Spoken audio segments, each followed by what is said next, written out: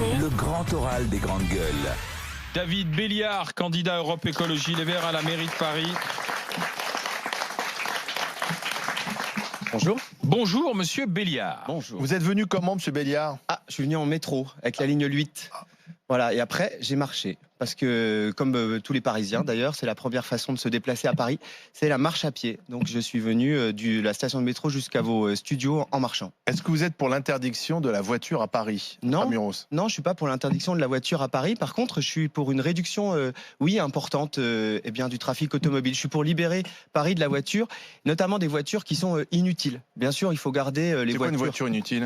Les voitures, par exemple, les taxis, il faut les conserver. Les voitures pour les personnes en situation de handicap.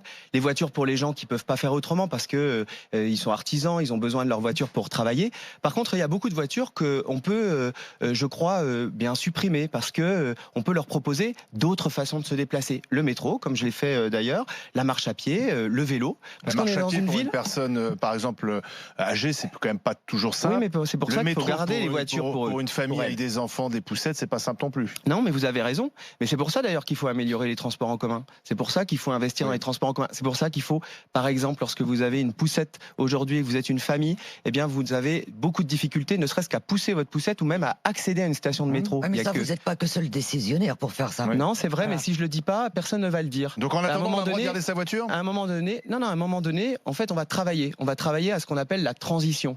Oui, mais dans une période de transition, eh bien, on va changer progressivement les choses.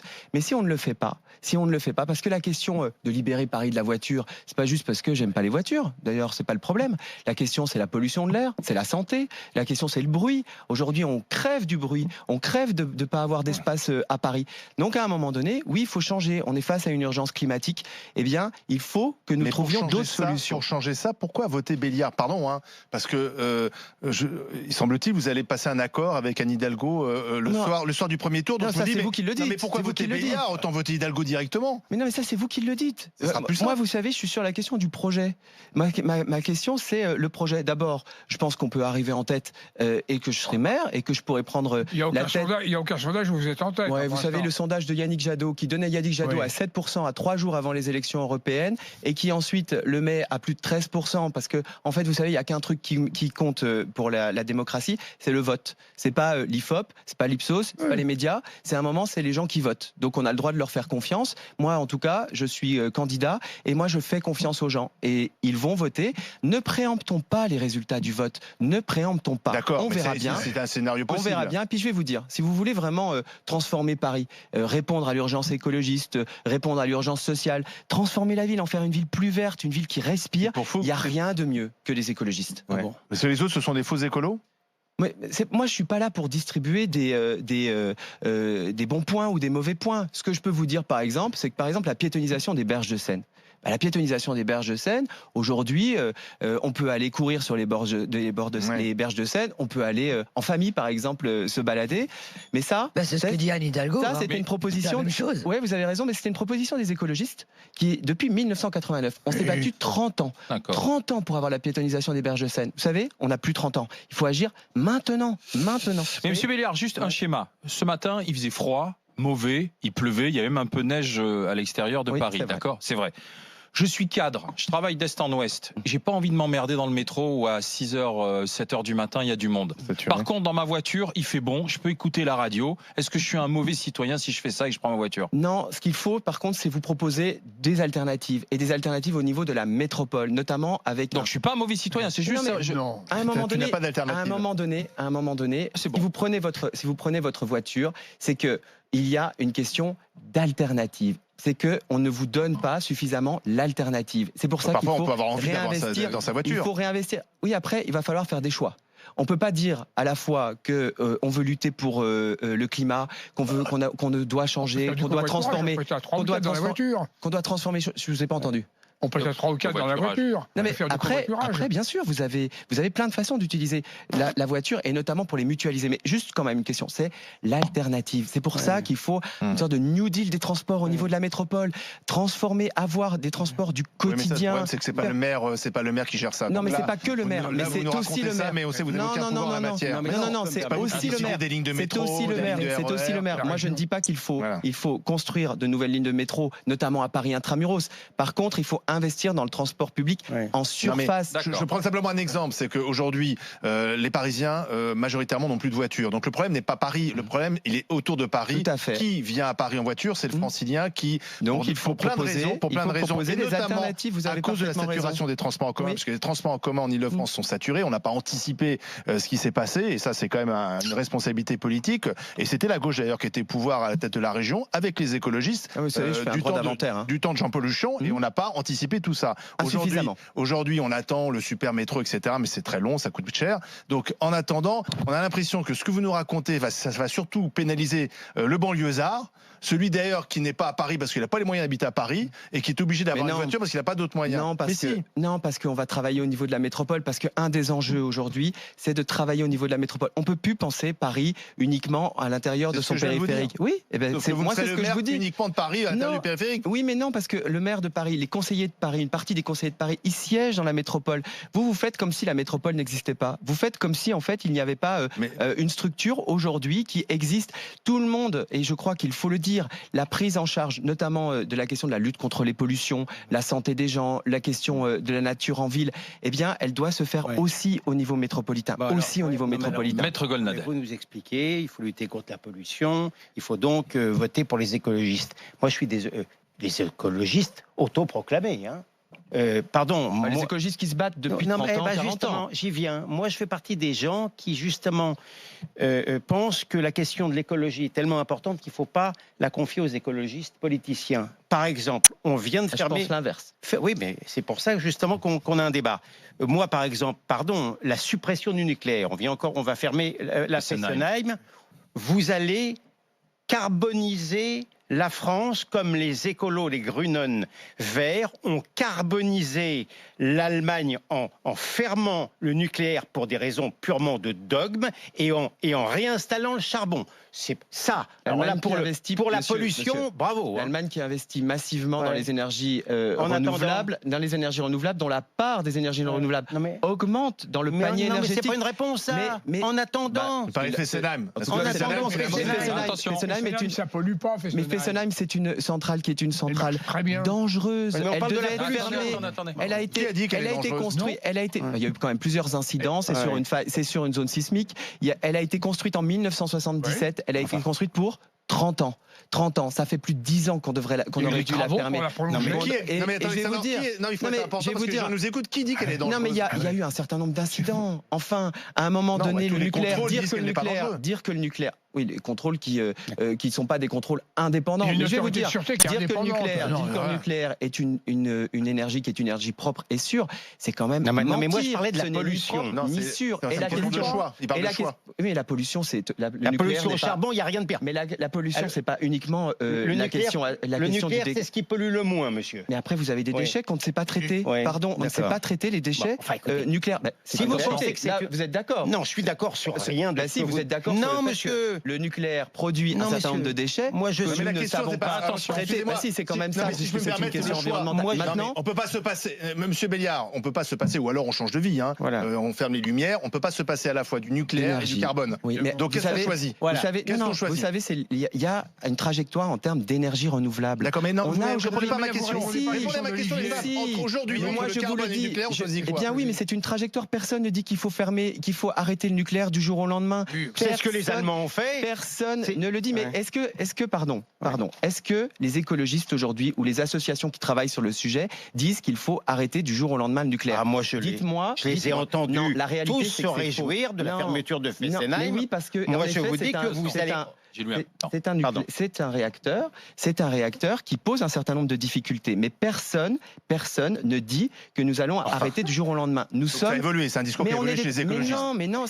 C'est le discours que nous tenions déjà en 2012. Si, c'est vrai. Vous regardez l'accord qui avait été fait. Anti-nucléaire et anti-carbone. Mais moi, je pense qu'il faut sortir du nucléaire. On s'aperçoit aujourd'hui que pour permettre quand même de continuer à vivre, on ne pourra pas supprimer tout en même temps. Moi, je pense qu'il faut sortir du nucléaire. Et ensuite, il faut investir, notamment pour diminuer notre empreinte carbone, pour diminuer notre consommation d'énergie. Oui, nous avons besoin de rentrer dans une société qui est une société plus sobre. C'est pour ça qu'il y a un des grands enjeux, c'est la rénovation énergétique des bâtiments.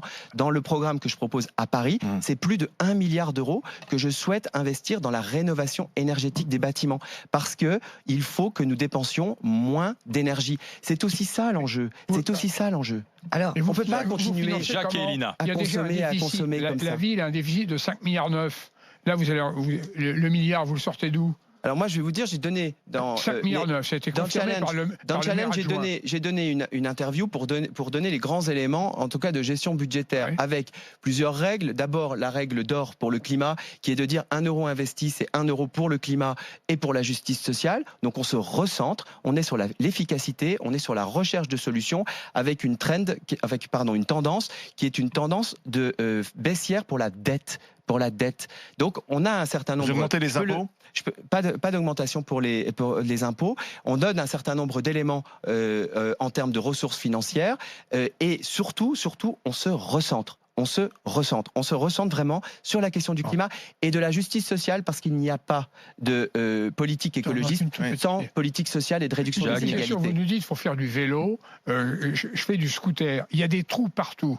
Lorsqu'on va dans un arrondissement qu'on ne connaît pas, c'est dangereux. Et j'ai vu l'autre jour une femme qui était à vélo à côté de moi, qui a failli se casser la figure. Quand est-ce que vous faites vraiment les travaux au niveau de la voirie ? Et là, je suis le porte-parole d'énormément de Parisiens. Mais vous êtes presque mon porte-parole, parce que moi aussi, je vois dans l'espace public qu'il y a un problème. Il n'y a pas que le problème des trous, il y a aussi le problème du free-floating, des trottinettes partout, qu'il faut absolument réguler. Vous interdisez la trottinette, comme commence à le faire... Réguler. Le free-floating tel qu'il existe, c'est-à-dire le fait de pouvoir mettre sa trottinette partout, sans règles, ça n'existe pas, ça n'existera plus, parce qu'on ne peut pas continuer comme ça. Où ? Eh bien, on fait des places de stationnement, on régule exactement comme le Vélib. Mais on va gagner de la place sur la voiture. Vous voyez, en fait, tout est... Vous savez très bien que Paris est une ville tellement concentrée que moi j'ai proposé qu'on prenne 50% des places de stationnement, qui sont des places de stationnement en surface, et qu'on les transforme en autre chose. Donc c'est pour enrichir Vinci les parkings. Non, justement. Parce que moi, je veux récupérer les parkings et remunicipaliser les parkings. Parce que c'est 4,5... Vous nationalisez les parkings ? Municipaliser. 4,5 millions d'euros de bénéfices qui sont faits par des boîtes comme Vinci et qu'on peut récupérer justement pour financer la transition écologique. Alors, moi, je voudrais vous poser une question. Vous avez déclaré le second axe de ma politique, ce sera le logement. Notre objectif est d'atteindre 30% de logements sociaux en 2030. Pouvez-vous m'expliquer maintenant? Je suis chargé de mission pour le logement auprès des femmes. Alors pourquoi vous refusez sur 1000 hectares de parc urbain une création d'un centre pour 50 femmes avec enfants dans le 11e arrondissement? Pardon, je sais que vous avez refusé. Non, il n'y a pas eu de vote là-dessus, il n'y a pas eu de discussion. Vous savez d'où vient cette proposition. Non, alors là, vous savez d'où vient cette proposition. Cette proposition, elle est, pour moi, c'est un artifice, parce que nous avons proposé ces places d'hébergement dans un autre bâtiment. Je suis au courant, sauf que ce n'est pas un bâtiment pérenne. Et maintenant, il faut travailler dans le pérenne. Vous avez raison. De les garder 3 mois, 4 mois, ce n'est pas une solution. Vous avez raison, et nous avons donc fait un certain nombre de propositions, mais je vais vous dire, en fait, ce débat, pour moi, il est mortifère, parce que vous opposez, et les gens qui ont fait cette proposition opposent, la nécessité de garder des espaces verts, parce que nous avons un besoin de garder des espaces verts à Paris. On crève de ne pas avoir suffisamment d'espaces verts. Donc oui, la parcelle dont vous parlez, eh bien, elle est au milieu d'un arrondissement, d'un quartier qui est un des quartiers les plus denses de Paris. C'est 40 000 habitants au kilomètre carré. C'est un quartier qui est un quartier extrêmement dense. Donc, moi, mon choix, c'est d'avoir un espace de respiration. Mais mon choix. Dans ce cas-là, aller en forêt, aller dans les bois de Vincennes, bois de Boulogne, laisser les gens pouvoir se loger. Mais je vais terminer. Si je peux. Je vais terminer.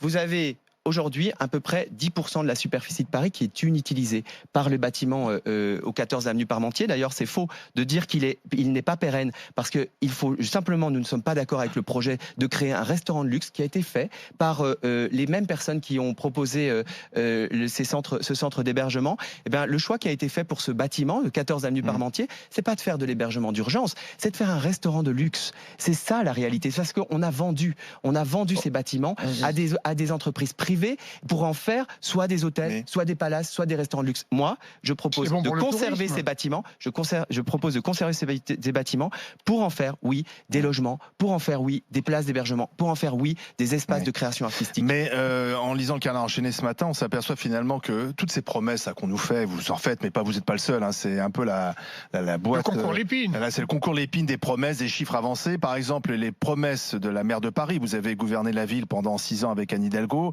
Sur le logement social, n'a pas été tenue. Elle n'a construit que la moitié des HLM qu'elle avait promis. C'est ce que nous raconte le Canard enchaîné, qui n'a pas un tour de passe-passe budgétaire. Elle a même renfloué les caisses. Donc, pourquoi vous croire aujourd'hui, puisque ce que vous aviez promis avec Anne Hidalgo, finalement, vous ne l'avez pas réalisé concernant le logement social. Ça vous a pas échappé, on était minoritaire dans une majorité. Depuis 2001. Vous n'avez pas... Oui, nous sommes... Mais écoutez, on a eu un certain nombre d'avancées. Oui, j'ai parlé de la piétonisation, je parlais des pistes cyclables. Oui, il y a eu un certain nombre d'avancées qui sont liées au combat, qui sont des combats écologistes. Et ensuite, on a mené un certain nombre de combats. Ces combats-là, parfois, on les a perdus. La tour triangle, par exemple. Oui, mais vous savez, moi, je suis lucide. Je suis lucide. Si nous voulons aujourd'hui aller plus loin, pas de regouverner. Si nous voulons aller plus loin, mais en fait, ce qui va pas. C'est ça que je comprends pas. Non, j'essaie de comprendre. Hein. Ben oui, mais j'essaie de comprendre. En fait, je ne comprends pas.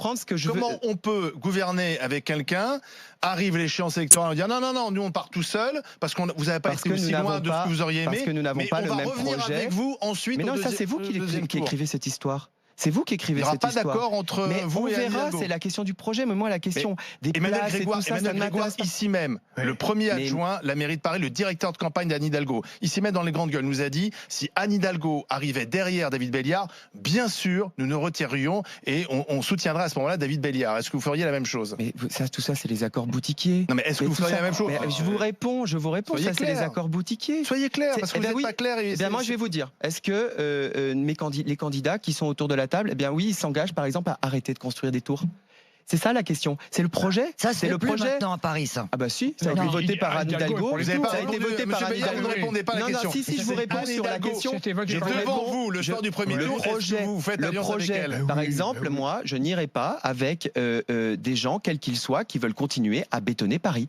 Voilà. Je n'irai pas avec des gens qui veulent laisser l'État. Mais c'est le projet. Mais c'est marrant parce que vous savez, on fait de la politique. Peut-être que ça vous dérange, mais on fait de la politique autrement. La politique, c'est juste de dire qu'on va se mettre d'accord sur la base d'un projet pour Paris. Sur la question du logement, ce que vous posez comme question est une question primordiale. Sur la question des transports, sur la question de la bétonisation, sur la question notamment de la lutte contre la grande pauvreté. Vous faites de la politique, oui, je fais de la politique. Mais c'est bien. C'est bien mais moi, je travailler sur le projet. Mais c'est bien les projets. Mais là, va y avoir un problème d'alliance. Vous avez, on vient de vous dire... C'est après le premier tour, ça. Mais c'est le projet. Vous pouvez prendre un engagement. C'est le projet. Mais moi, je prends l'engagement de vouloir gagner. Moi, je prends l'engagement de vouloir... Non, mais je sais bien que vous êtes écolo, mais vous avez une très belle langue de bois. Franchement. Pas du tout. Très bien. Pourquoi je comprends pas quel est mais le on vous problème pose une question simple. Vous répondez pas. Mais c'est pas. Mais le projet. Mais enfin, est-ce que le projet vous le connaissez? Non. Est-ce que à un moment donné, les candidats et candidates s'engagent à arrêter? Vote dans 15 jours, les projets sont connus. Bétoniser. Est-ce que on ne sait pas ce que ça veut dire arrêter de bétoniser. Par exemple, on construit plus jamais. Et je suis désolé pour les auditeurs et auditrices qui ne sont pas Paris, mais par exemple, la ZAC Bercy-Charenton, qui est une grande parcelle dans le 12e arrondissement. Vous savez, il en reste plus beaucoup des parcelles qui sont disponibles à Paris. C'est une ville ultra dense. Eh bien, cette parcelle, il y a deux visions de la ville qui s'affrontent. Soit on fait des tours et on fait notamment des tours de bureaux, soit ou des tours de logement. Soit on fait autre chose. En tout cas, ce qui est prévu, c'est pas que des tours de logement, c'est beaucoup de tours de bureaux. C'est plus de 60% de tours de bureaux, d'espace pour les bureaux. Donc vous voulez pas pour faire baisser le prix de l'immobilier? Et on a un sujet, de garder, de remettre de la nature en ville. Donc, donc ça veut dire que Paris sera toujours plus cher. On a un sujet, de vision de la ville. Est-ce qu'on se met d'accord? Est-ce qu'on se met d'accord sur ce type de projet? Mais c'est contradictoire. Vous venez de nous dire qu'il faut des logements sociaux, etc. Oui, on va chercher l'existant. Il faut laisser des espaces. Eh bien oui, parce que je crois que cette logique qui dit qu'il faut continuer à construire un. Mais oui, mais vous favorisez l'immobilier cher. Non, on va chercher justement. L'existant, c'est quoi? On va chercher l'existant. Vous trouvez ça normal qu'il y ait 60 000 logements qui soient aujourd'hui sur des plateformes de type Airbnb et qui sont loués à l'année? On va chercher ces logements. Vous réquisitionnez? On va chercher ces logements. Ça veut dire quoi? Ça veut dire qu'on les sanctionne. Aujourd'hui, il y a une règle. Il y a une règle. On va chercher ces logements. Ces logements-là, ils sont loués à des touristes. Eh bien, il faut les redonner aux Parisiens, aux gens qui veulent travailler et qui veulent. Eh bien, il faut aller sanctionner. Il faut aller sanctionner. Aujourd'hui, on a 30. Pas que, mais c'est aussi. Mais c'est aussi. Il y a un problème il y a un problème de spéculation générale dans l'ensemble des métropoles. Parce qu'il y a un problème d'offre et de demande. Dans l'ensemble des métropoles. Aujourd'hui, si vous libérez du terrain pour en faire des squares et jamais construire, vous réglez pas votre problème d'offre et de demande. Aujourd'hui, ce que je vous dis, c'est que la nouvelle frontière, pour reprendre l'expression de Kennedy dans une ville, c'est d'aller chercher, merci, c'est d'aller chercher, eh bien, l'existant. On a 10% de superficie, mais je dis pas qu'il faut jamais construire. Je dis simplement, par exemple, il reste à peu près 200 hectares disponibles à Paris. Moi, ce que je dis, c'est on consacre 100 hectares pour faire des jardins, pour faire des parcs, pour redonner de la nature aux gens. Et 100 hectares sur lesquels, eh bien, on discute sur ce qu'on en fait. Et là, eh bien oui, on fait du logement. Là, on fait de l'hébergement, on fait du service public. Mais par contre, non. Ce que je pense, c'est qu'il faut arrêter de faire du bureau. Vous savez, on a continué à construire. Depuis le milieu des années 90, on construit encore et encore à Paris. Oui, c'est vrai. Vous avez vu les prix baisser? Parce que moi, j'habite à Paris. Depuis le début des années 2000. Ça monte depuis que la gauche est tout pouvoir, d'ailleurs. Ça monte. Non, c'est pas vrai. La montée des prix, elle a commencé au milieu des années 90. Elle a commencé au milieu des années 90, mais après, vous pouvez réinventer l'histoire. Non, Paris était une ville abordable. Moi, je suis parisien comme vous. Paris était abordable et ça a fortement augmenté avec Delanoë et Hidalgo. Je dis pas que ce sont eux qui sont responsables. Jusqu'au milieu des années 90. La politique de la ville est très limitée jusqu'à présent pour faire baisser ces spéculations immobilières. Mais vous voyez bien qu'on a continué à construire à Paris et que c'est donc un marché qui est un marché spéculatif. Il faut penser les choses. C'est un marché d'offre et demande. Aussi au niveau. Mais non, pas complètement. Vous êtes sur un marché qui est un marché purement spéculatif. Ça veut dire quoi, spéculatif? Mais parce que, en fait, lorsque vous achetez aujourd'hui c'est les Parisiens qui achètent à Paris. Mais c'est pas que les Parisiens. Mais si, majoritairement. Mais non, vous avez beaucoup, par exemple, de résidences secondaires. Vous avez beaucoup de logements qui sont sur Airbnb. Bref, il faut aller rechercher, il faut reconquérir ces mètres carrés qui sont aujourd'hui des mètres carrés non utilisés. Est-ce que votre accord avec Cédric Villani avance? Mais c'est la même chose, c'est le projet. Je suis désolé, mais à un moment donné, on travaille sur Paris, on veut transformer Paris. On veut transformer Paris. La synthèse des projets. Eh bien, en fait, on va voir au premier tour, les gens vont voter. Et moi, encore une fois. Vous attendez le premier tour. Mais parce que les gens votent, il faut qu'ils fassent leur choix. Moi, je suis. C'est fini. Merci. Merci à vous. David Béliard. On se retrouve demain